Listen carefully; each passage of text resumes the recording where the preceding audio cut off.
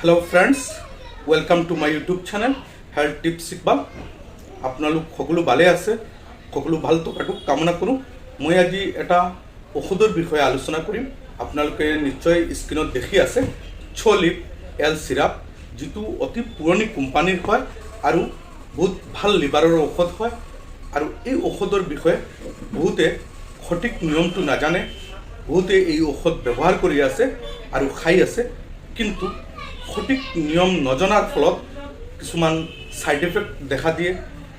এই ঔষধটোৰ side effect কি আছে, কি অসুবিধা হলে এই চলিপ এল খাব পাৰিব, তাৰ ডোজ কেনেকুৱা, গোটেইখিনি মই বিতংভাৱে আলোচনা কৰিম। আপোনালোকে প্ৰথমৰ পৰা শেষলৈকে ভিডিঅ'টো চাব, তেতিয়াহ'লে এই চলিপ এল সম্পৰ্কে সকলো কথা জানিব পাৰিব আৰু বুজিব পাৰিব। মই Iqbal Hussain, community medical service and essential ডাক ট্ৰেইনাৰ। এতিয়া আৰম্ভ কৰোঁ। हेलो बंधुसकल, आपनालोके स्क्रीनत धुनियाকৈ देखि आछे चलिप एल सिराप। और चलिप एल सिराप एटा बटलत 200 ml है और ये 200 ml औषधर दाम 109 टका 90 पैसा। और ये चलिप एल सिराप सुगार फ्री है। और ये चलिप एल बहुत पुराना company Caplet India private limited company बनाइছে, बहुत ভাল कोम्पानी और बहुत ভাল औषध है। और ये चलिप एल सिरापत की कम्पोजिशन दिया आछे मैं आपनालोকক देखुवाई आछो। 10 ml कन्टेन्सत टाइकोलिन साइट्रेट 55 ग्राम दिया होइसे और सरबिटल सल्यूशन 7.15 ग्राम दिया होइसे। और ये दुटा कम्पोजिशने की काम करे। टाइकोलिन साइट्रेट होइसे बाइल एसिड पित्त एसिड बाइंडिंग एजेंट बुली कोৱা হয় और सरबिटल सल्यूशन हल लेक्जेटिव हिसाबे काम करे। এতিয়া निश्चय बुझी पाइसे टाइकोलिन साइट्रेट हल बाइल एसिड बाइंडिंग एजेंट और सरबिटल सल्यूशन हल लेक्जेटिव हिसाबे काम करे। एतिया এই टाइकोलिन साइट्रेट की असुविधा हले खाब पारिब।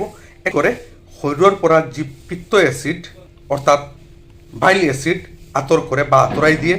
तार पिছত की হয় लिभारे अधिक पित्त एसिड अर्थात बाइल एसिड प्रस्तुत करे, जार फलत कोलेस्ट्रलर परिमाण হ্রাস কৰাত সহায় কৰে। निश्चय बुझी पाइसे। और सरबिटल सल्यूशने पायखाना ढिला करात सहाय करे अर्थात लूज करे। एतिया की असुविधा हले चलिप एल खाब पारिब।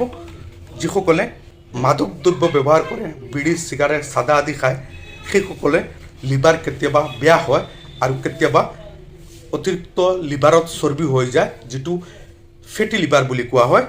और जिसकले एल जातीय खाद्य खाय, मद তাৰপিছত वाइन সেইবিলাক খোৱাৰ ফলত কি হয় অতিৰিক্ত লিভাৰত চৰ্বি হৈ যায়, লিভাৰ বেয়া হয়। সেইসকলে এই চলিপ এল খাব পাৰিব।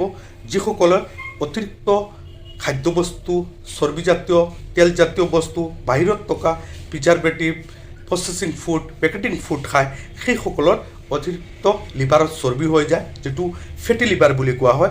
তাৰপিছত কোলেষ্ট্ৰল অতিৰিক্ত হৈ যায়, সেইসকলেও এই চলিপ এল খাব পাৰিব।